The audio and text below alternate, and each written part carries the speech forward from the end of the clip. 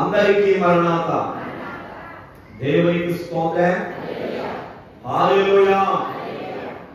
అందరూ మోకరిద్దాం, ప్రార్థన చేస్తున్నాం. మహాపరిశుద్ధుడు అయిన మా తండ్రి, మహోన్నతుడా, మీకు స్తోత్రములు, స్తుతులు, వందనాలు చెల్లిస్తున్నాం. తండ్రి, గతించిన కాలమంతా మమ్మల్ని కాపాడిన మీ కృపను బట్టి వందిస్తున్నాము ప్రభువా. ఈ సెప్టెంబర్ నెలలో 2వ ఆదివారం 14వ తారీఖు దేవా, ఈ ఉదయకాల సమయంలో స్తుతించి ఆరాధించడానికి, ఘనపరచడానికి మీరు ఇచ్చిన సమయాన్ని బట్టి వందనాలు అయ్యా. మీరు మాతో ఉన్నారు, మా మధ్య ఉన్నారు, మీ సన్నిధిని స్థలంలో ఉంచారు ప్రభా. స్తోత్రాలు తండ్రి. ప్రత్యేక సమయంలో నీ వాక్యము ద్వారా మాతో మాట్లాడమని ప్రార్థిస్తున్నాం. మీ వాక్యము వెలుగుతో మా హృదయములను వెలిగించండి స్వామి. నిలబడినటువంటి మమ్మలను మీ ఆత్మతో బలపరచి మీరే మాట్లాడి మహిమనందువని మా మంచి బోధకుడైన యేసు నామమున అడుగుచున్నాము తండ్రి, ఆమేన్. కూర్చోండి.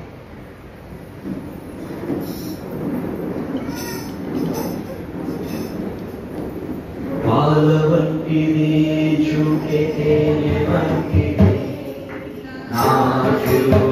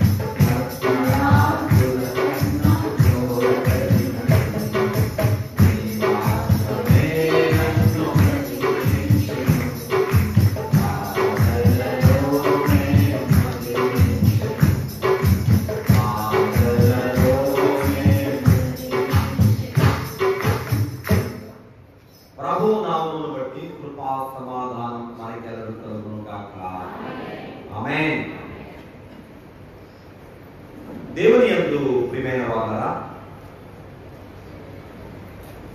చదవబడినటువంటి వాక్య భాగంలో మనం చూస్తే దేవుడు సమూయేలు ప్రవక్త ద్వారా దావీదు విషయంలో ఒక చక్కని మాటను దేవుడు తెలియజేస్తా ఉన్నాడు. ఏంటి ఆ మాట అంటే, నా చిత్తానుసారుడైన మనుష్యుడు అని. పౌలు భక్తుడు కూడా అపొస్తలుల కార్యంలో 11వ అధ్యాయంలో అంటాడు, దావీదు దేవుని హృదయానుసారుడు అని. దేవుని బిడ్డలారా, దేవుడు తన వాక్యములో అనేక మందికి ఆయా సందర్భాల్లో చాలా మంచి పేర్లతో వారిని సన్మానించినట్టుగా, గౌరవించినట్టుగా మనకి కనబడుతుంది. మనకెవరైనా నలుగురిలో మనల్ని ఎవరైనా గుర్తిస్తే, ఒక చక్కని గుర్తింపు వస్తే, ఒక మంచి మాట మనల గురించి ఎవరైనా మాట్లాడితే మనం సంబరపడతాం. అది సహజమే. మరి అన్నప్పుడు దేవుడే మెచ్చుకుంటే ఆ సంబరం ఎలా ఉంటుంది? దేవుడు గణపరిస్తే ఆ ఆనందం ఎలా ఉంటుందంటే, మన మాటలకు దొరకదు ఆనందం, అందదు, మన మాటలకు అందదు. దేవుడు అనేక మందిని బైబిల్లో గణపరిచినట్టుగా మనం చూస్తున్నాం. అబ్రహామును గణపరిచాడు, నా ఇల్లంతటిలో నమ్మకం. అబ్రహామును దేవుడు గణపరిచాడు, ఏమని? విశ్వాసులకు. మోషేని దేవుడు గణపరిచాడు, ఏమని? నా ఇల్లంతటిలో. హానోకును, నోవాహు సొలొమోను, ఇలా మనం చూస్తే అనేక మందిని దేవుడు ఘనపరిచిన విధానం మనం చూస్తాం. అదే క్రమంలో దావీదును దేవుడు ఘనపరుస్తాడు. ఏమంటే నా హృదయానుసారుడు అని. యోబును కూడా దేవుడు ఘనపరిచాడు. యోబు గ్రంథం 1వ అధ్యాయంలో అతడు యథార్థవంతుడు, న్యాయవంతుడు, దేవుని యందు భయభక్తులు కలిగి చెడుతనమును విడిచిపెట్టిన వాడు. దేవునికి స్తోత్రం. దేవుడు అంటున్నాడు చిత్తానుసారుడైన మనుషులు. సరే మళ్ళీ అదే వచనం చూద్దాం. సమూయేలు 1వ గ్రంథం 13వ అధ్యాయంలో 14వ వచనం మనం చూసినప్పుడు ఇలా వ్రాయబడి ఉందండి. యెహోవా తన చిత్తానుసారమైన మనస్సు గల ఒకరిని కనుగొని. ఎవరంటారు ఆయన? దేవుని చిత్తానుసారుడైన మనుష్యుడు. అమ్మ, ఎవరి చిత్తానుసారుడు? దేవుని చిత్తానుసారుడైన మనుష్యుడు. దేవునికి స్తోత్రం. ఇక్కడికి వెళ్ళక ముందు ఒక ప్రశ్న మిమ్మల్ని అడుగుతాను. దావీదులో ఏ తప్పు లేదంటారా? దావీదులో ఏ పొరపాటు లేకుండా ఆయన ఉన్నాడంటారా? మానవ జీవితంలో కొన్ని పొరపాట్లు అనేవి ఉంటాయి. కానీ ఆ పొరపాట్లు దేవుడు గద్దించినప్పుడు దాని నుండి మార్పు చెందిన వాడే నిజమైన విశ్వాసి, లేక దేవునికి నమ్మకమైన వాడు. దేవునికి స్తోత్రం. దావీదు బత్షెబ విషయంలో తాను చేసిన తప్పును దేవుడు ప్రవక్త ద్వారా హెచ్చరిస్తే నన్ను హెచ్చరిస్తావా నేను రాజుని అనుకోలేదు దావీదు. వెంటనే ఏం చేశాడమ్మా?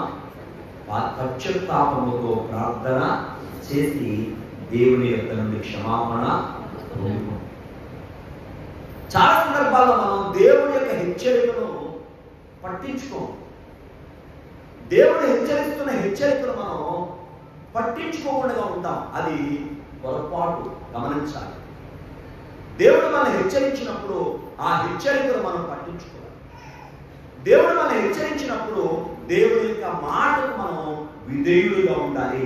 దావీదుని చూసి మనం నేర్చుకోవాలి. మాట మీకు చెప్పనా? దావీదు దగ్గరికి నాతాను ప్రవక్త వెళ్ళి చెప్పాడు, ఆ మనుషుడు నువ్వే, ఆ చెడ్డ చేస్తుంది నువ్వే, ఆ దుష్టుడు నువ్వే అని చెప్పాడండి. అంతగా చెప్పగలిగాడు అంటే దావీదు దేవుని వాక్యాన్ని కానీ, దేవుడు దావీదు తప్పును దావీదుకు చూపిస్తున్నప్పుడు అతడు రుజువు చేసుకునే విధానం కానీ అద్భుతంగా ఉంది. ప్రవక్త అక్కడ భయపడలేదండి. కానీ సమూయేలు ప్రవక్తకు 2 అనుభవాలు ఉంటాయి. ఇద్దరు రాజులు నియమించిన వ్యక్తి సమూయేలు ప్రవక్త.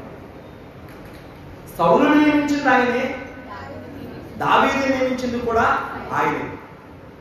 సౌలు పరిపాలన కొంతకాలం అయిన తర్వాత దేవుడు అన్నాడు, నీవు యెష్షయి ఇంటికి వెళ్ళి అతని కుమారుని రాజుగా అభిషేకించంటే ఈ సంగతి సౌలుకు తెలిస్తే ఎలా ఉంటుందని భయపడ్డాడు సమూయేలు. అంటే సౌలు ప్రవర్తన చూడండి, దావీదు ప్రవర్తన చూడండి. దేవుని గద్దింపుకు లోబడినటువంటి వాడు దావీదైతే చెప్పండి, దేవుని కార్యాలను తిరస్కరించిన వాడిగా సౌలు మనకి కనబడతాడు. దేవుని బిడ్డారా, దేవుడు వట్టినే చిత్తానుసారుడైన మనుషులు అనలేదు. తన పొరపాటును గ్రహించగలవాడు ఎవరైతే ఉన్నాడో అతడు ధన్యుడు. తన తప్పును తాను తెలుసుకొని సరిచేసుకున్నవాడు దేవుల్లో ధన్యుడు. అందుకే మనము ఆయన వారమని చెప్పుకుంటూ చీకట్లో ఉంటేనట సత్యము జరిగించలేని వారమని వాక్యం చెప్తుంది. కనుక దేవుడు వారా, దేవుడు నా చిత్తానుసారుడని వట్నే అనలేదు. దావీదులో కనబడుతున్న కొన్ని సుగుణములను దేవుడు చూచాడు. అందును బట్టి దేవుడు దావీదు నా చిత్తానుసారుడని అతన్ని మంచిగా ప్రశంసించడం జరిగింది. కాబట్టి మొట్టమొదటిగా అక్కడి నుంచి చూద్దాం. దావీదు ఎలాగ దేవుడి చిత్తానుసారమైన మనసు గలవారో మనం చూద్దామండి. వాళ్ళు మొదటి మాట అదే. కీర్తన 40వ కీర్తన 8వ వచనం చదువుతున్నాం. నా దేవా ఏంటమ్మా? నీ చిత్తము నెరవేర్చుట నాకు సంతోషము. దేవునికి స్తోత్రం. అన్నది నా దేవా నీ చిత్తమును నెరవేర్చుట నాకు సంతోషము. మనకందరికీ ప్రభు ఒక చక్కని ప్రార్థన నేర్పారు. మనందరికీ తెలుసు కదా, పరలోక ప్రార్థన. ఏ ప్రార్థన? మనం ప్రార్థన ముగింపులో ఆ ప్రార్థన పరికి మనం ముగిస్తాం. ప్రార్థన ఒక్కసారి మత్తయి సువార్త 6వ అధ్యాయంలో ఉన్న వాక్యాన్ని ఒకసారి చూద్దామా? పరలోకమందున్న మా తండ్రి. మన ఇంటి కనపరిచాం, దేవుని కనపరిచాం. రెండవ మాట, నీ నామము దేవుని కనపరచాం. మూడో మాట, నీ రాజ్యం వచ్చుగాక. ఎవరిని కనపరచాం? నీ చిత్తము పరలోకము నెరవేర్చినట్లు భూమి యందును కూడా నెరవేరునుగాక. అమ్మా చూసారా, పరలోక ప్రార్థనలో మొదటి 4 అంశాలు ఎవరిని చూపిస్తున్నాయి? మనకి దేవునినే చూపిస్తున్నాయి. అంటే దేవుణ్ణి గణపరచడం అనేది మనకు కనబడుతుంది.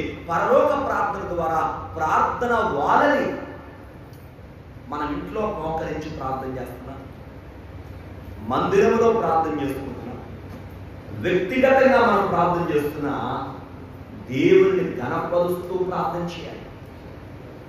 మన ప్రార్థనలో ఆత్మ సంబంధమైన విషయాలు ఎక్కువ ఉండాలి, మన కుటుంబ విషయాలు తక్కువ ఉండాలి.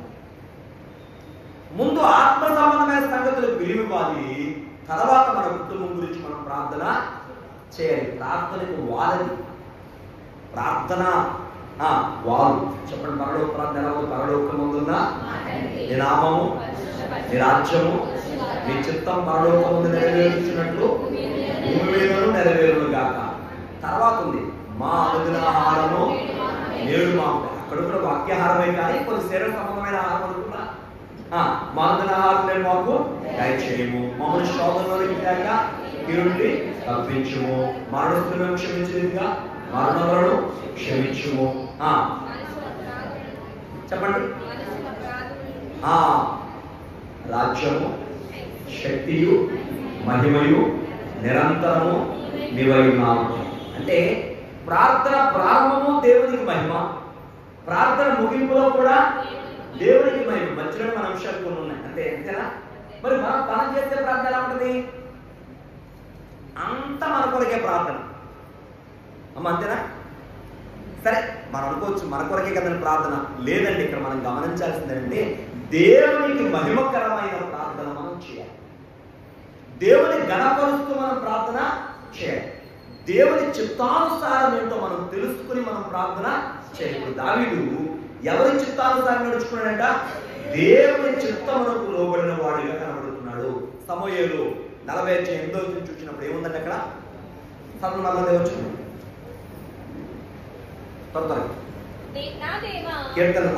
నా దేవా, నీ చిత్తము నెరవేర్చుట నాకు సంతోషము, నీ ధర్మశాస్త్రము నా అంతర్యములో ఉన్నది.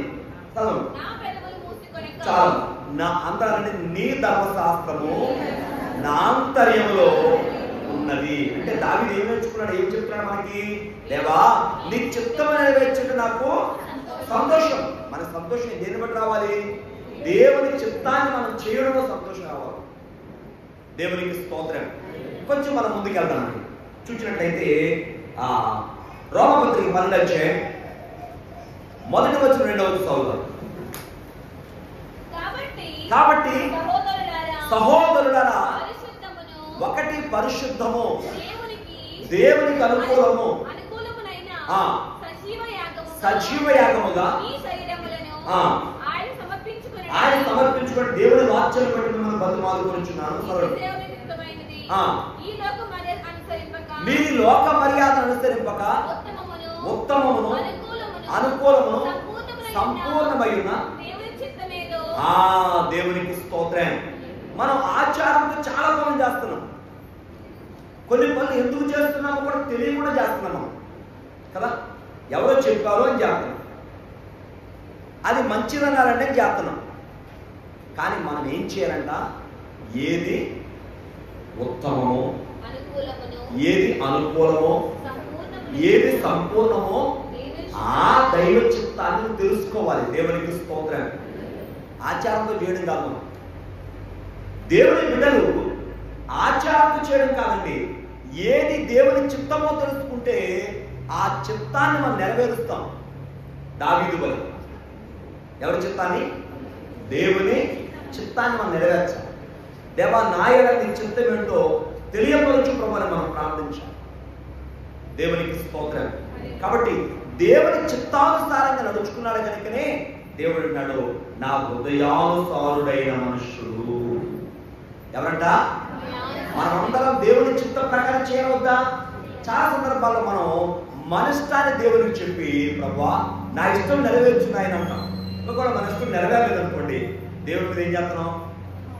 మనం ఎందులేస్తున్నాం? దేవుడి దగ్గర రావడం మానేస్తున్నాం, ప్రార్థన చేయడం మానేస్తున్నాం.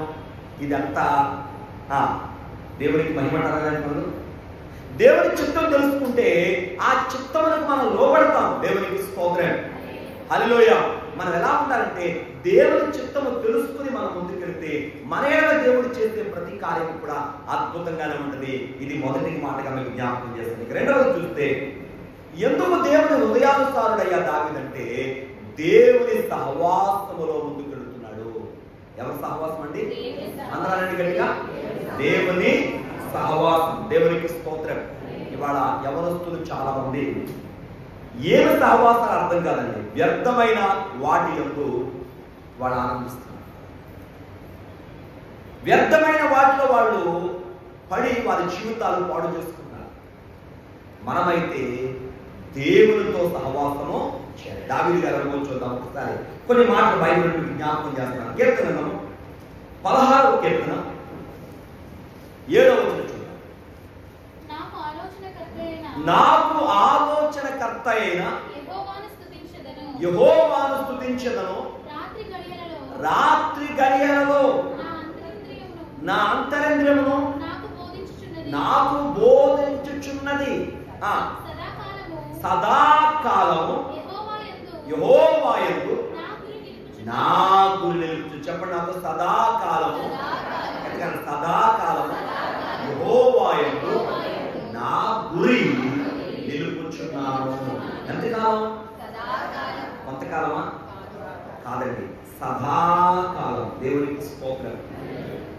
దేవుని బిడ్డలారా, దావీదు గారి యొక్క అనుభవం ఏంటంటే, చెప్పండి, సదాకాలమైన గురిట దేవుని.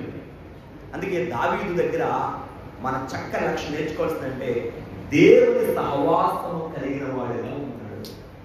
దేవుని చక్కని ప్రార్థన, సన్నిధి అనుభవం, ప్రార్థన అనుభవం. ఒక మాట చెప్పాలంటే దేవునితో సహవాసం చేసే అనుభవం. అందుకే ఆ అనుభవం నుంచి అనేక కీర్తన మనందరూ తెలుసు, యెహోవా నా కాపరి, నాకు ఆయన కాపరి కనుక ఆయన పచ్చికల చోట్ల నడిపిస్తున్నాడు. ఆయన కాపరి కనుక శాంతికరమైన జలంలో నడిపిస్తున్నాడు. ఆయన కాపరి కనుక నేను అంధకారపు లోయలో ఉన్నప్పటికీ కూడా, గాఢాంధకారపు లోయలో ఉన్నప్పుడు కూడా దేనికి నేను భయపడను. ఎందుకంటే నా సహవాసం ఎవరితో? దేవునితో. అమ్మా, చాలా మంది సహవాసం ఏంటితో? ఏమో వ్యర్థమైన వాటితో సహవాసం. ఒక యవనస్తుడు తండ్రి చెప్తున్నాడు, మా అబ్బాయికి ఎవరు శాపకుడు చేయించారు. ఎందుకు కారణం? నిద్రపడదు. ఎందుకు కారణం? రకరకాల కళలు. ఎందుకు కారణం? రకరకాల భయాల వీళ్ళు. నన్ను సెల్ ఫోన్ ఎక్కువ చూస్తాడు మీ అబ్బాయి, ఎక్కువ చూస్తాడు. నిద్రపోకుండా కూడా చూస్తాడు సార్. అమ్మా, నిద్రపోకుండా సెల్ ఫోన్ ఎక్కువ చూస్తే ఏమైపోతాయి? ఈ యొక్క తల నరాలన్నీ ఏమైపోతాయి? బలహీనమైపో. అమ్మా, దేవుడు మనకి విశ్రాంతి తీసుకునే సమయం ఇచ్చే విశ్రాంతి తీసుకోవాలి. మళ్ళీ చాలా మంది చూడండి, ఇక ఎంతసేపు అయినా ఆ సెల్ ఫోన్ దగ్గర, ఎంతసేపు అయినా ఆ టీవీ దగ్గరే. అమ్మా, నేను చూడతానంటలేదండి, అందులో మంచి విషయాలు వస్తున్నాయి, చూడండి, విలువైన ఏమంటే నేర్చుకోవచ్చు, తప్పలేదు. కానీ మనం వ్యర్థంగా మన కన్నులు అలా చూడడం అని ఏమవుతుందండి? చెప్పండి, ఏమవుతుంది? భయాలు, అనుమానాలు, శరీరం బాగా పెరగదా? ప్రియమైనటువంటి వాళ్ళ మనం అప్పుడు ఏం చేస్తాం? లేని పక్కన ఉండే సాతానుగాడు ఉంటాడా? ఐగరాసే కదా పాటలు, పక్కనే ఉన్నాడు, మగవాడు చక్కగా ఇచ్చేరాడు అని రోజు చెప్పారంట, మీ ఊళ్ళో షాపులు చేయించాడు అని. ఇప్పుడు ఎక్కడి నుంచి ఏం చేస్తారో. కాబట్టి మనం అధికారం చేయవలసింది. ఏది నీవు చేయాలో జాగ్రత్తగా ఆలోచించండి. దావీదు ఎందుకు దేవునికి ఇష్టడయ్యా, హృదయానుసారుడు అంటే దేవుని సహవాసం కలిగిన వాడు. దావీదు కీర్తన చూద్దాం. 15వ కీర్తన మొదటి రోజు ఒకసారి. యెహోవా నీ గుడారములో అతిథిగా, దేవుని గుడారం ఎలా ఉండాలంటే మనం అతిథిగా. తర్వాత మాట, నీ పరిశుద్ధ స్థలములో నివసింపదగిన వాడెవడు. అమ్మా, దేవుని పరిశుద్ధ స్థలములో మనం ఏం చేయాలి? నివసించాలి. దేవుని సన్నిధిలో, దేవుని సహవాసంలో మనం నిత్యం ఉండాలి. అలా ఉండాలంటే కొన్ని మాటలు అన్నాడా? ఏంట మాటలు? యథార్థంగా ఉన్నవాడుట, నాలుగుతో కొండాలు చెప్పుడుట. ఎవరికి ఆరాధించాడు దేవుడు? అసలు మాటలమ్మా, యథార్థముగా, యథార్థ ప్రవర్తన కలిగి, నీతిని అనుసరించు, హృదయపూర్వకంగా నిజం పలుకువాడే అట్టివాడు నాలుగుతో కొండెము చెప్పాడు. చాలు, దేవుని స్తోత్రం. తన చెలికాన్ని చెరపడానికి లంచము ఉంచుకోడు. చాలు. నీ నాలుగుతో ఏం చెప్తున్నావు చెప్పండి. కొంతమంది నాలుగు ఏం చెప్తుంది? కొంతమంది ఉంటారండి, ఎలా ఉంటుందంటే ఆ పరిస్థితి, ఇక్కడ మాట అక్కడ, అక్కడ మాట ఇక్కడ, వీళ్ళ గురించి వాళ్ళకి, వాళ్ళ గురించి వాళ్ళకి. అంటే వాళ్ళు ఏం చూస్తారంటే ఒకే శైలి చూస్తారండి. మంచి ఏం జరిగిందో చెప్పడం వాళ్ళకి చేత కాదు కనుక చెడ్డ చూడడం అలవాటు, చెడ్డే చెప్తాడు. నాలుగుతో కొండాలు చెప్పాడంటే వాడు దేవుని సహవాసం ఏం చేస్తున్నాడు ఒకసారి చూడండి. నాలుగుతో కొండలు ఆడితే నువ్వు దేవునితో సహవాసం చేయడం సరిపోతావా? యేసు ప్రభు దగ్గర కంప్లైంట్ వచ్చింది. సార్ ప్రభువా, ఆడ అలా చెప్తున్నాడు, డబ్బుబాటు చెప్తున్నాడు, అలా తిరుగుతున్నాడు అని చెప్తున్నాడు పేతురు గారు. ఎవరి గురించి? యోధా గురించి. అప్పుడు ప్రభు, ఎందుకయ్యా పాపం జోలి నువ్వు వెంబడించు. మనం లేనిపోయిన మాటలు, వ్యర్థమైన మాటలు ఉండడానికి ఇంకా కొన్ని మాటలు కల్పించి వేడి మీద వాళ్ళకి చెప్తా ఉన్నామే. నీకు దేవుడు పెట్టిన పేరు తెలుసా? నీ నాలిక కొండెము కలిగిన నాలిక, మత్సరమైన నాలిక, నిప్పు వంటి నాలిక. జాగ్రత్త. ప్రకృతి చక్రానికి చిచ్చు పెడతట. ఏంటిది? నాలుకనే నిప్పు. అడవిని తగలబెట్టడానికి అడవంత నిప్పు కావాలా? అవసరం లేదు, చిన్న నిప్పు చాలు. రెండు కుటుంబాలను పాడు చేయాలంటే, భార్యాభర్తల మధ్య ఏమైనా సమస్యలు రావాలంటే ఏం పెడుతున్నారు కొంతమంది? అమ్మా, నీ నాలుగు జాగ్రత్త. అందుకే అయ్యగా రాస్తాడు, మేలు మాటలు నీవు ఆలోచించాలి, మిగతా మాటలు నీవు ఆలోచించు. మంచి మాటలే ఆలోచించు, మంచి మాటలే చెప్పు. ఎందుకంటే బైబిల్ చెప్తా ఉంది, అమ్మా నీ నాలుక జాగ్రత్త అని చెప్పు. జాగ్రత్త మన నాలుక.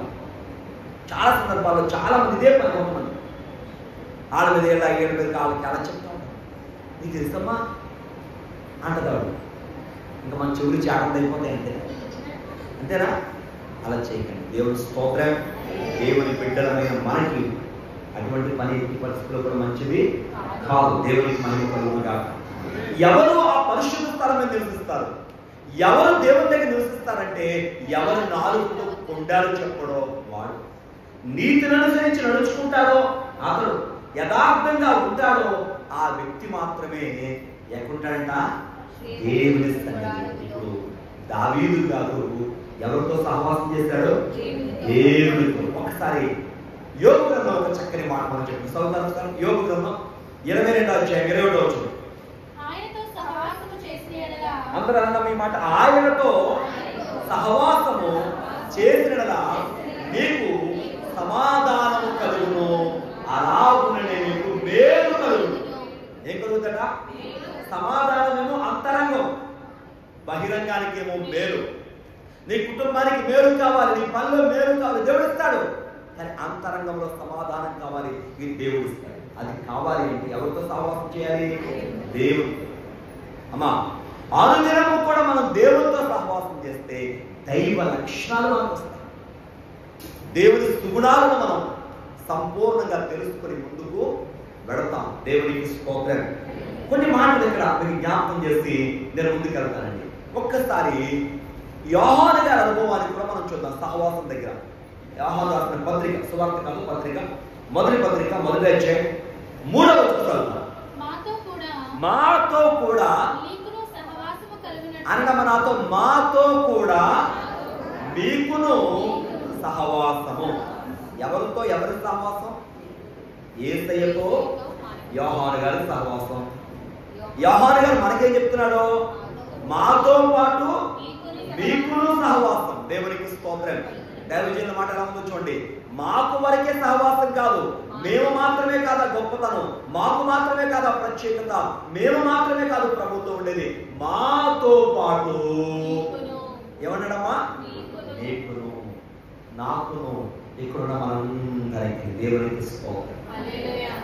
అందుకే ప్రభువులో ఒక భక్తుడు అంటాడు, దేవుళ్ళు అంట తండ్రి బిడ్డల వలసే తప్ప తాత మనవల వలస లేదు.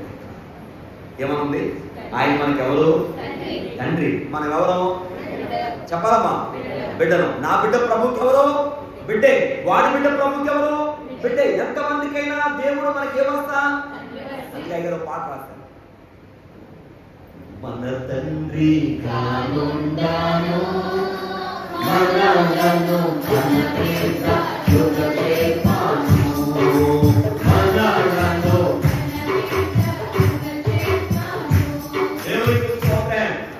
ఆయన తండ్రి మనందరినీ ఆయన బిడ్డలుగా దేవునికి స్తోత్రం. అందుకే మనకి ప్రార్థన పడదు, పరలోకమందున్న యేసు ప్రభు ఒక మాట అంటారు, వందేశ్వరం, మీరు భూమి మీద ఎవరికి తండ్రి అని పేరు పెట్టద్దు, ఒక్కడే మీ తండ్రి, ఆయన పరమంలో ఉన్నాడు. దేవునికి మహిమ కలుగునుగా. కాబట్టి యోహాను గారి అనుభవం చూడండి. ప్రభు శిష్యుల్లో చిన్నవాడైన యోహాను, యేసులోను అనుకున్న యోహాను గారు, యేసయ్యతో సహవాసం కలిగిన యోహాను గారు ఒక చక్కని మాట అంటాడు, మాతో పాటు మీకు ఏం కావాలి? సహవాసం కలగండి. మేము చూచిన దానిని వినిన దానిని మీకు తెలియజేస్తున్నాము. మన సహవాసము తండ్రితోనూ ఆయన కుమారుడైన యేసుక్రీస్తుతోనూ ఉన్నది. దేవునికి స్తోత్రం. హల్లెలూయా. చూడండి 7వ వచనం చదువుదాం. 7వ వచనం.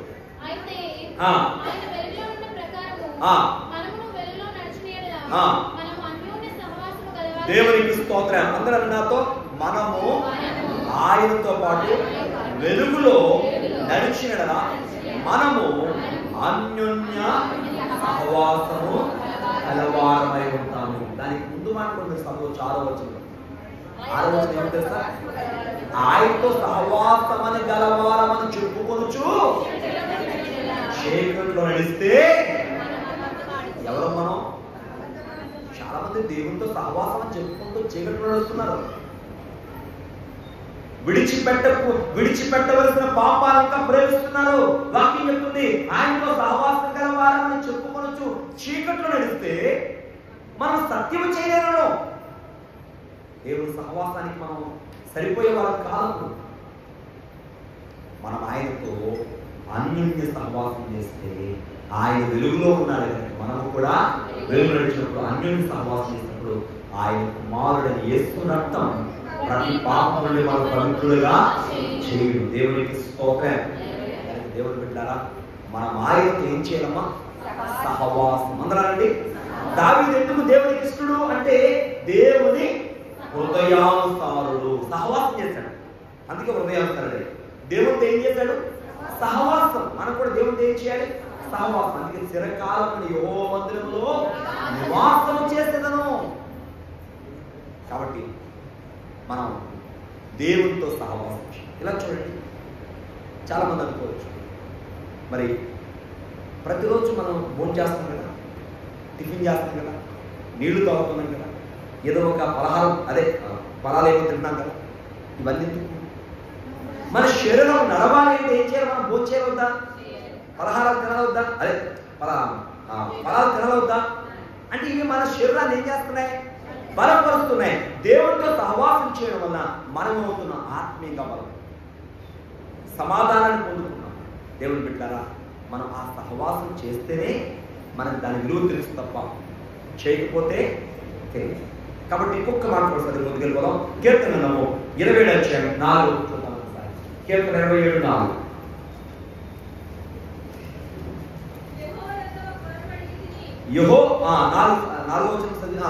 యెహోవా యొద్ద ఒక వరమడిగితిని, దానిని వెతుకుచున్నాను.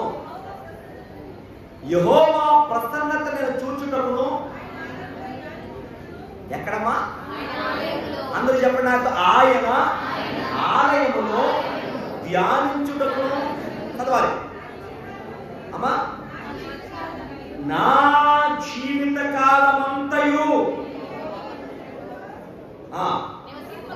నేను ఎక్కడుంటానంట? యెహోవా మందిరములో నివసింపగోరుచు. నాతో చెప్పండి మాట. నా జీవిత కాలమంతయు నేను యెహోవా మందిరములో నివసింపగోరుచున్నాను. దేవునికి స్తోత్రం. ఎంతకాలం అండి? జీవిత కాలం అంతా. అమ్మ దావీదు యొక్క ఆ సహవాస అనుభవం మనము కలిగి ఉండాలి. చెప్పడం అందరూ ఎంతకాలం ఆయనకు సహవాసం చేయాలి? జీవిత కాలం అంతా మనం ఎవరితో సహవాసం చేయాలి? దేవునితో సహవాసం చేయాలి. దేవునికి స్తోత్రం. ఇది మన గోల్ అయి ఉండాలి. మన లక్ష్యం ఏంటి? మన జీవిత కాలం అంతా ఎవరితో సహవాసం చేయాలి? మనకి ఏం కావాలి? ఎవరిస్తారు? ప్రభు ఇస్తారు. ప్రభు ఇవ్వలేదని సహవాసం చేయడం మానవుడు. నీవు ప్రభు కాక ఉన్నారు. మనకి ఎందుకు ఆయన ఉంటాడు? నీవు కాక ఎవరున్నారు? కాబట్టి మన అనుభవానికి రావాలండి. అందుకే దేవునికి దావీదు ఎందుకు ఇష్టడయ్యా అంటే దేవుని సహవాసములో సంపూర్ణత సాధించాడు. దేవునికి మహిమ కలుగునుగా. ఇక మూడో లక్షణం చూద్దాం. దావీదులో దయ అనే లక్షణం ఉంది. ఏంటమ్మా? అందరూ చెప్పండి. దయ. గట్టిగా చెప్పండి. దయ. మనలో సాధారణంగా వాడు నన్ను అన్నాడు కనుక నేను అనేయాలి. వాడు నన్ను పుట్టాడు కనుక నేనేం చేయాలి? చెప్పాలి, కొట్టాలి. వాడిని తిట్టాడు కనుక నేను వాడిని ఏం చేయాలి? తిట్టేయాలి. మరి దావీదు అలా ఉన్నాడా? చెప్పడమ్మా. శత్రువును కూడా ప్రేమించాడు. దేవునికి స్తోత్రం. ఎలాగో మీకు అర్థం అవడం చెప్తాను. ఇశ్రాయేలు పరిపాలించిన మొదటి రాజు సౌలు, రెండవ రాజు దావీదు. అయితే ప్రియమైన వాళ్ళ, ఈ సౌలు ఎప్పుడైతే దావీదు గొలియాతును జయించాడో, దావీదు 10,000 స్తుతులు అన్నారో, ఈ సౌలుకి ఏమొచ్చిందప్పుడు? చెడ్డ ఆలోచన వచ్చేసింది. దావీదు నాకంటే పై స్థానానికి వెళ్ళిపోతున్నాడు. దావీదు పెరిగితే, లేక దావీదు రాజు అయితే, లేక దావీదు కనుక బలపరచబడితే కనుక నా స్థానం ఏమైపోతే కోల్పోతానని ఒక దురాశ చేత దావీదును చంపడానికి ప్రయత్నం చేశాడు చాలాసార్లు. దావీదు మీద అనేక పర్యాయాలు ఈటు వేశాడు. కానీ దేవుడు రెప్పపాటులో దావీదును తప్పించాడు. దేవునికి స్తోత్రం. ఎన్నోసార్లు ఈట సౌలు వేసి చంపడానికి ప్రయత్నం చేస్తే దావీదును దేవుడు చెప్పండి ఒక్క రెప్పపాటులో తప్పించాడు. దేవునికి స్తోత్రం. ఎందుకని? దావీదుని ఎవరు కోరుకున్నారు? దేవుడు కోరుకున్నాడు. దేవునికి స్తోత్రం. బైబిల్ ఒక చక్కని వాక్యం మనం చూస్తాం. నీ ప్రక్కన 1000 మంది పడినను, నీ కుడి ప్రక్కన 10,000 మంది కూలినను అపాయం ఎద్దకు రాదు. దేవునికి స్తోత్రం. దావీదును తప్పించేది ఎవరు? దానికి హెడ్డింగ్ ఎలా ఉంది? మహోన్నతుల చాటున వాడే సర్వశక్తి నేడను. కాబట్టి దావీదుకు దేవుడు తోడుగా ఉండి తన యొక్క మహాకృప చూపించాడు. కానీ ఎన్నో పర్యాయాలు దేవుడు సౌలును దావీదుకు అప్పగించాడు. అప్పగించాడా? అంటే అవకాశం వచ్చింది. సౌలును చంపే అవకాశం వచ్చింది. వచ్చినప్పుడు దావీదు ఏం చేస్తే తెలుసా? చంపలేదు. ఒక రోజంట డైరెక్ట్ గా దొరికేశాడు. ఎవరో? సౌలు. దావీదు వచ్చి అతని వస్త్రం చెయ్యి కోసుకెళ్ళిపోయాడు. నేను వస్త్రం చెయ్యి కోసుకెళ్ళాడు. ఈటి ఇలా కూర్చొని సరిపోదు కదా, అంతేనా? ఇతను చంపాలనుకున్నాడు కదా. దావీదు అవకాశం వచ్చింది. ఒక్క పోటు పొడితే ఏమైపోతాడు? చచ్చిపోతాడు సౌలు. కానీ దావీదు చంపలేదు. దేవునికి స్తోత్రం. అమ్మా, దేవుని ప్రేమ ఎరిగిన వాడు, దేవుని ప్రేమ ఎరిగిన వాడు మాట్లాడుతున్న మాటలు మనము మాట్లాడితే ఏం సంబంధం? వాడికి మనకి తేడా ఏంటి? నీ ప్రేమను వారికి ఎలా చూపిస్తావు? నీ దయను ఎలా చూపిస్తావు? యేసుక్రీస్తు వారు దయా సంపూర్ణుడు, దయగలవాడు ఆయన. మరి ఆయన బిడ్డలమైన మనం లోకమన్న మాటలు లేక లోకస్తులు మనం నిందించే మాటలు వారితో మనం కూడా అదే మాటలు వారితో మనం మాట్లాడామనుకోండి, వాళ్ళకి మనకి తేడా ఉందా? చెప్పండి, ఉందా? తేడా లేదు. మరి దావీదును చూసి మనం ఏం నేర్చుకోవాలంటే, దావీదులో ఒక చక్కని దయగలిగినటువంటి గుణం కనబడతాం. మీకు కొన్ని మాటలు ఇక్కడ నేను జ్ఞాపకం చేసి వాక్యాన్ని ముగిస్తాను. సమూయేలు మొదటి గ్రంథం 24 అధ్యాయం 10వ వచనం సార్. ఆలోచించుము, ఆ ఈ దినమున యెహోవా నిన్ను ఎలాగూ గుహలో నా చేతికి అప్పగించెనో. దావీదు సౌలుతో అన్నాడు, ఆ పండక్కి కొంచెం దూరం వెళ్ళి, సౌలా ఏమనుకున్నావు? ఆలోచించుకో, గుహలో దేవుడిని నేను అప్పగించేశాడు. చదవండి.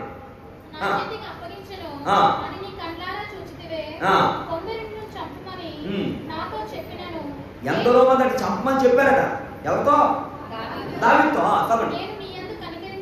నేను నీ యందు కనికరించి ఇతడు యెహోవా చేత అభిషేకము నొందినవాడు కనుక ఇతన్ని చంపనని నేను చెప్పింది. దేవుని స్తోత్రం. దావీదు యొక్క దయ చూడండి ఎంత బాగుంది. సంగమా, మనం గమనించాలి. తోటి వారి ఎదుట, ఎదుటి వారి ఎదుట నువ్వు కనపరిచే దయ ఎలా ఉంది? శత్రువులు కూడా దావీదు ఏం చేశాడమ్మా? ప్రేమించాడు. ఇంకో విషయం తెలుసా? దావీదు కుమారుడు, అతని పేరు యోనాతాను. యోనాతాను కుమారుడు ఉంటాడు, అతడు అంగవైకల్యం గలవాడు. దావీదు కుటుంబానికి సౌలు కుటుంబానికి ఏముంది?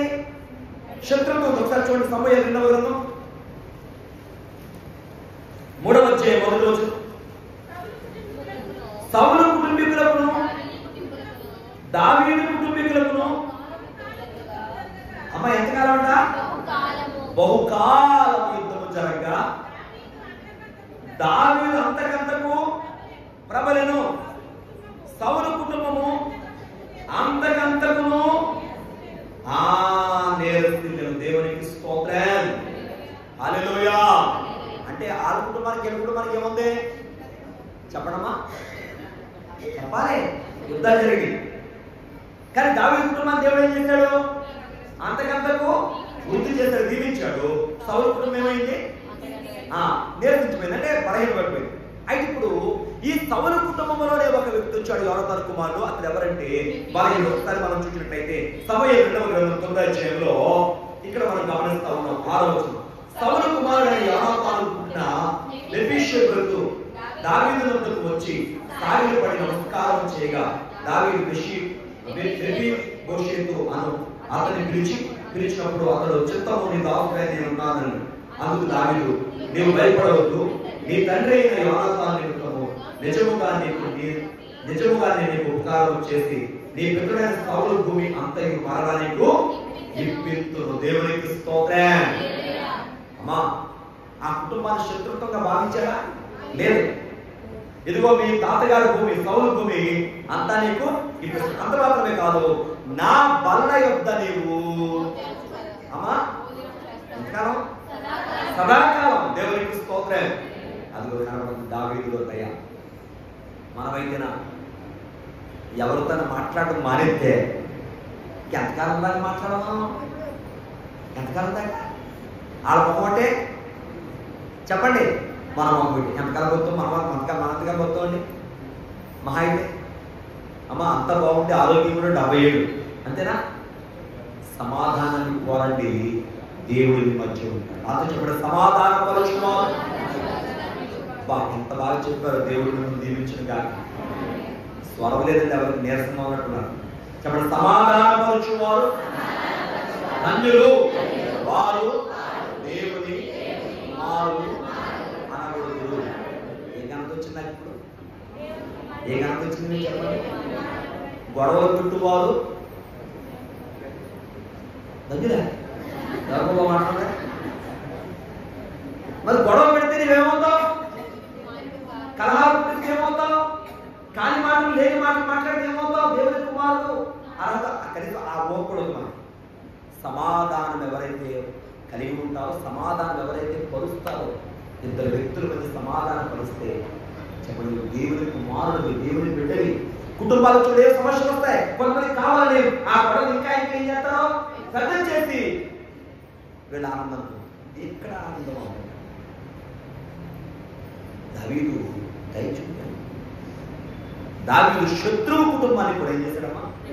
శత్రువు కుటుంబాన్ని కూడా యుద్ధవంతులకి అంతవరకే ఏమనుకున్నాడు? తర్వాత ప్రేమించాడు. ఆ బిడ్డ తన ఇంటికి వస్తే నా బలని నిత్యములు మోచించాడు. ఎంత అద్భుతం! దేవునికి స్తోత్రం. అందుకే దేవుని హృదయానుసారుడయ్యాడు దావీదు. దేవునికి స్తోత్రం. అందరూ చెప్పడం హల్లెలూయా. తర్వాత మనం చూసినట్లయితే దావీదు కనబడుతున్న 4వ సుగుణం ఏంటంటే అతడు దేవుని పైన చక్కని విశ్వాసము కలవాడు. అననమా అంచెంచెల విశ్వాసం. అంటే విశ్వాసం ఏమయ్యాడు అనమాట? అంచెలంచెలుగా ఎదిగాడు. దేవుని స్తోత్రం. మనలో చాలా మంది ఏమవుతుంటే కొంతకాలం బాగా ఉంటున్నాం, కానీ ఎందుకు మరలా కొంతమంది వెనక్కి వెళ్ళేవారు. మన విశ్వాసము పెరగాలి తప్ప తరగకూడదు. ఉదాహరణకు మాట చెప్తాను. అబ్రహాము విశ్వాసం పెరిగిందా తరిగిందా? పెరిగింది. వయసు పెరిగింది. వయసుతో పాటు ఏం పెరిగిందమ్మా? విశ్వాసం పెరిగింది.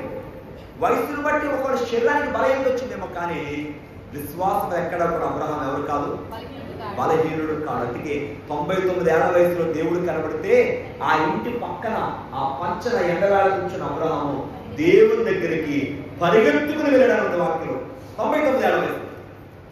అంటే దేవుడింటి అతనుకున్న ఆసక్తి. అందుకే కదా రాముడు ఆసక్తి విషయంలో మనం మాంద్యులుగా ఉంటుంది. ఎందుకు దేవుడు నా హృదయానుసారుడు అని అంటే చక్కని విశ్వాసం కలవాడు ఎవరమ్మా?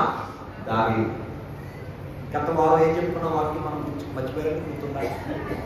ఫస్ట్ వారం అమ్మా మర్చిపోయిన దేవుడు గురించి దీవించింది కానీ ఇది మర్చిపోయినది కానీ అమ్మా గత వారం మనం చెప్పుకున్నాం దావీదు గురించి.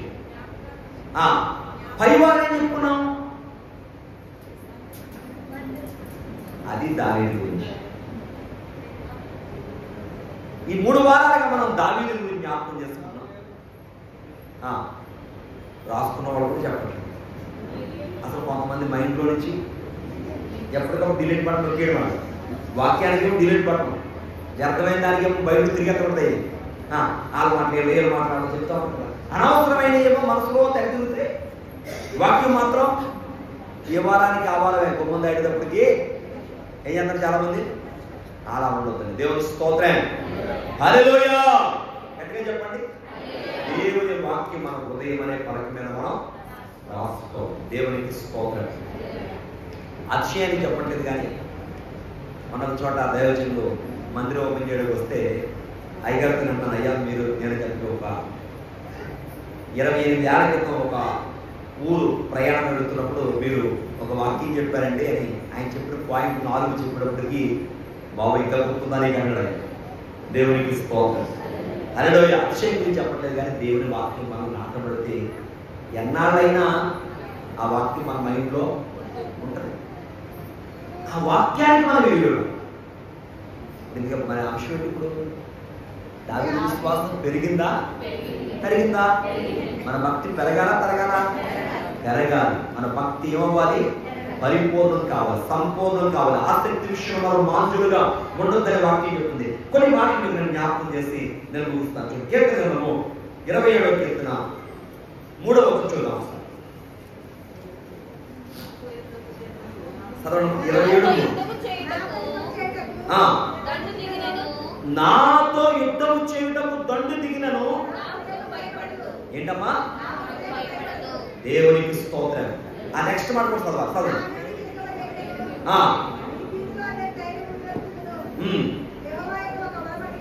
ఆ నాతో యుద్ధము చేయుటకు దండు దిగినను నా హృదయము భయపడదు.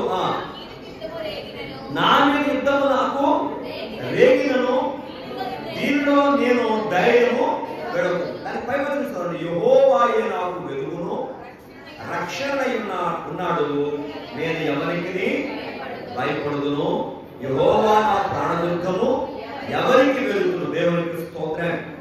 ఈ 27వ అధ్యాయం చూస్తే ఆ యొక్క అంటున్నాడండి ఆ మాటలో, యుద్ధము రేగినప్పుడు నేను ఎవరికి భయపడను. దావీదు విశ్వాసం ఎలా ఉందో ఒకసారి చూద్దాం. ఆ చిన్న మాట చెప్పి ముగించేస్తాం, సమయం కూడా అవుతుంది.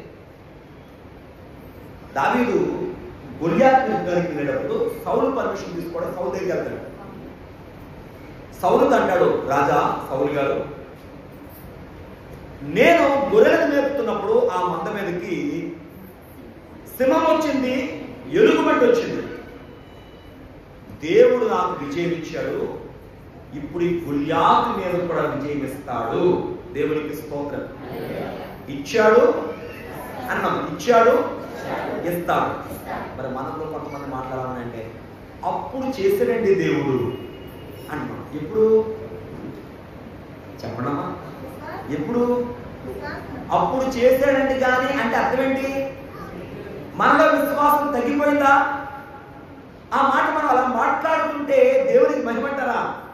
అప్పుడు చేశాడు దేవుడు, దావీదు వలే చెప్పాడు, అప్పుడు చేశాడు దేవుడు, ఇప్పుడు ఒకసారి చూస్తారు. అదే వచ్చు సమూయేలు మొదటి గ్రంథం 17:37 చూడండి. సమూయేలు మొదటి గ్రంథం 17:37. సింహం యొక్క బలము నుండి, ఎలుగుబంటి యొక్క బలము నుండి నన్ను రక్షించిన యెహోవా దేవునికి మహిమ కలుగును గాక. ఎంత చక్కని మాట అంటే, దావీదు యొక్క విశ్వాసం ఎలా ఉందో చూడండి.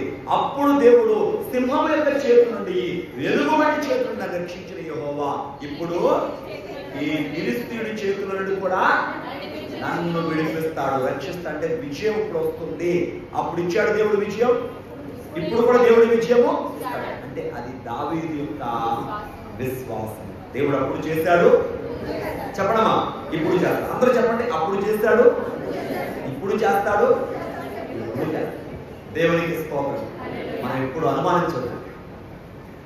దేవుడు ఇప్పుడు మారని దేవుడు. మనం మారుతున్నాం, మన విశ్వాసం మారుతుంది, మన ప్రార్థన, మన భక్తి.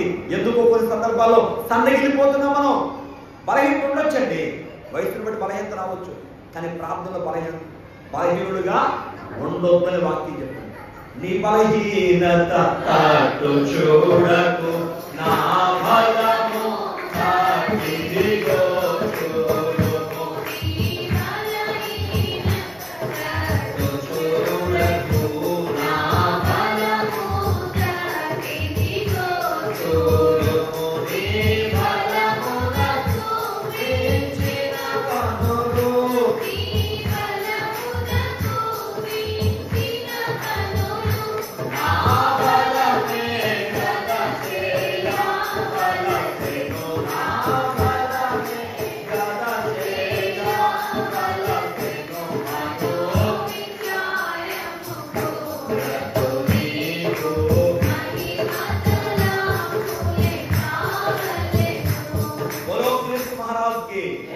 దేవునికి స్తోత్రం.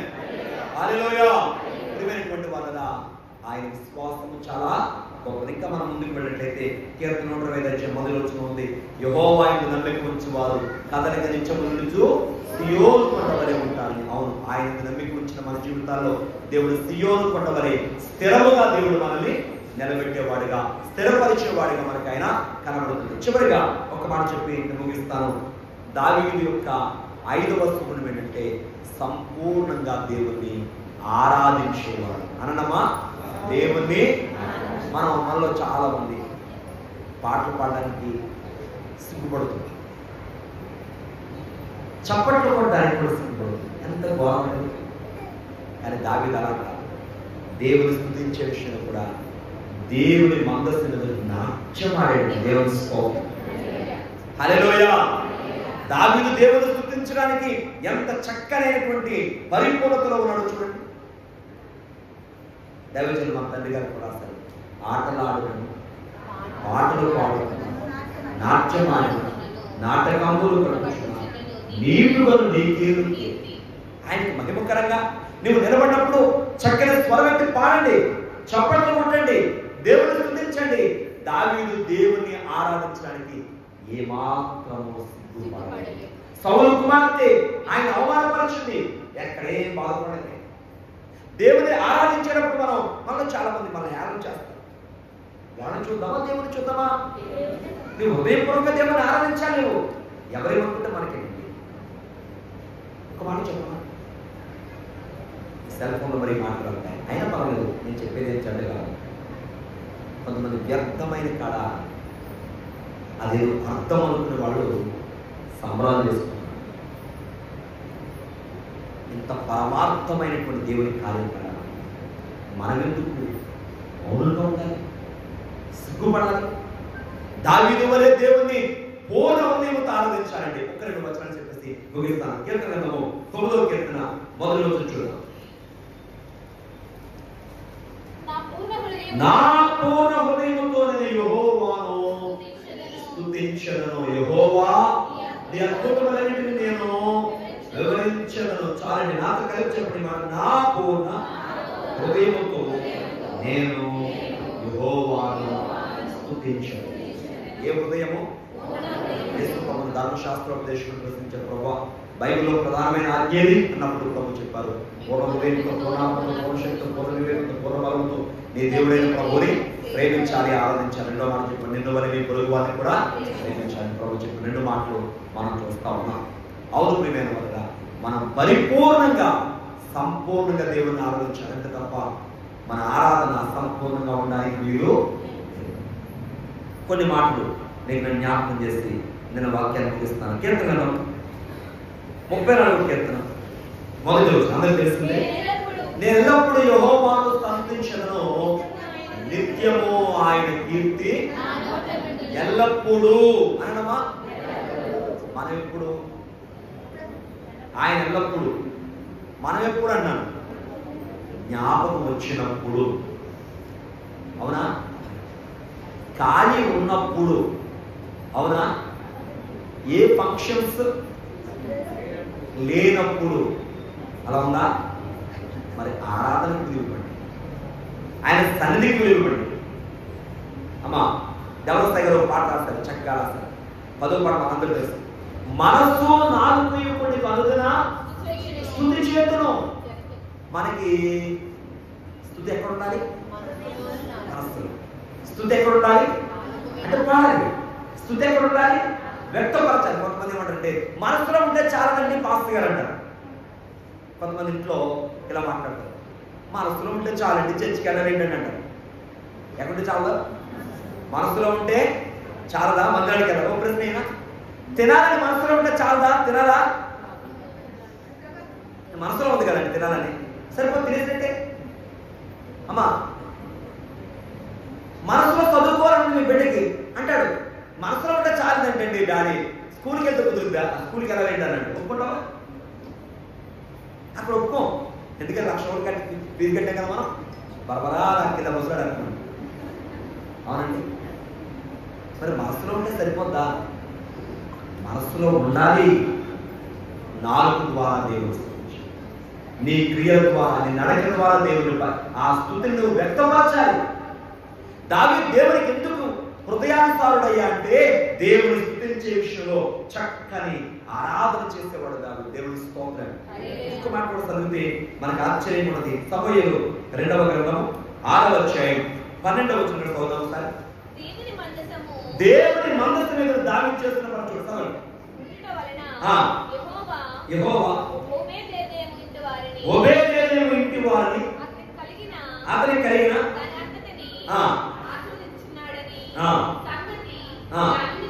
దావీదుకు వినబడగా దావీదు పోయి దేవుని మందసమును ఓబేదేదోము ఇంటిలో నుండి దావీదు కొరకు ఉత్సాహంతో తీసుకొని వచ్చాను. ఎక్కడైనా యెహోవా మందసము మోయేవారు 6 అడుగులు సాగగా ఎద్దు 1, ప్రొగల దూడ 1 వధింపబడను.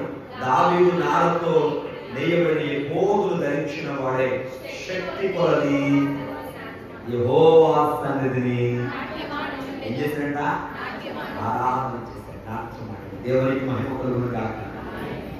ఓబేదేదోము ఇంటిలో మందసము ఉండగా దేవుని దీవెనలు మెండుగా దావీదు మందిలో ఉండగా సితారాను సంధించి సదా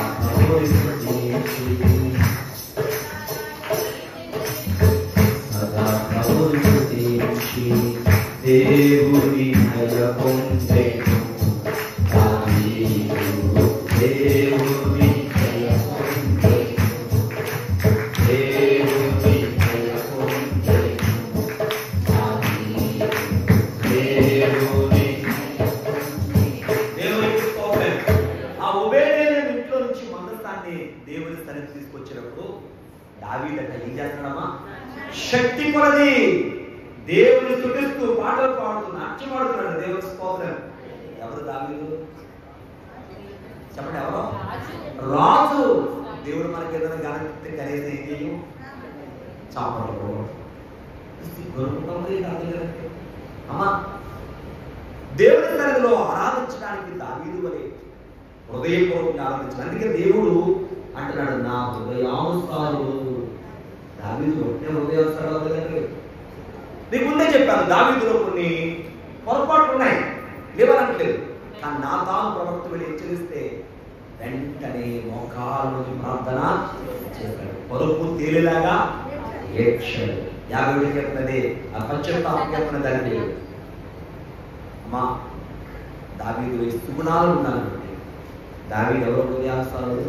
దేవునికి. మనం కూడా ఈ సద్గుణాలు కలిగి దైవ చిత్తం మనం నెరవేర్చే వారిగా ఉంటే దేవుని హృదయానుసారులుగా ఉంది. దేవుని చేత మంచి మెప్పు మనం పొందుకోవాలంటే దావీదు వలె ఆ సద్గుణాలు ఉంటాయి. దేవుని కొరకు ఎందుకు ధన్యత ఈ వాక్యము ద్వారా ప్రభు మనకు అనుగ్రహించడం కాక ప్రార్థన చేస్తున్నాం. మోకరించండి. మహాపరిశుద్ధుడా, మీకు వందనాలు. గౌరవ పాత్రుడు దేవా, నీకు స్తోత్రాలు. మా పరలోకపు తండ్రి, వందనాలు వందనాలు చేస్తున్నాం అయ్యా. ఇంతవరకు వినబడిన వాక్యము మా అందరి అంతరంగాలలో ముద్రించి దేవా, మీ యొక్క ఆత్మతో మమ్మలను బలపరచు తండ్రి. మీకు వందనాలు, స్తోత్రాలు. దేవుని హృదయానుసారులుగా అయ్యా దావీదుని మేము చూచాం. ఏమన్నావు కదా తండ్రి, నా హృదయానుసారుడని దావీదు చక్కని దేవుడు. నిజమే దేవానికి స్తోత్రాలు. ఎందుకంటే దావీదులో కనబడుతున్న నీ చిత్త ప్రకారంగా దావీదు నడుచుకున్నాడు. నీ సహవాసం కలిగిన వాడిగా ఉన్నాడు. మూడవదిగా చక్కని ప్రభా దయ అనే శత్రువులను కూడా ప్రేమించడం దయా గుణము దావీదులో చూస్తాం. నాలుగవది చక్కని విశ్వాసము కలిగిన వాడిగా దావీదు. ఐదవదిగా దేవా, నిన్ను ఆరాధించుకుంటూ అయ్యా శక్తి కొలది ఆరాధన చేస్తున్నా నేను చూస్తా ఉన్నాం. దేవానికి స్తోత్రాలు.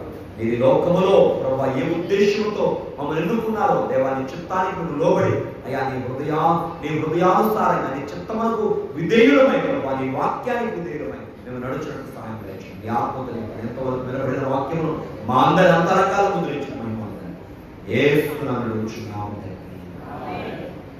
మరణాత. అందరికీ మరణాత.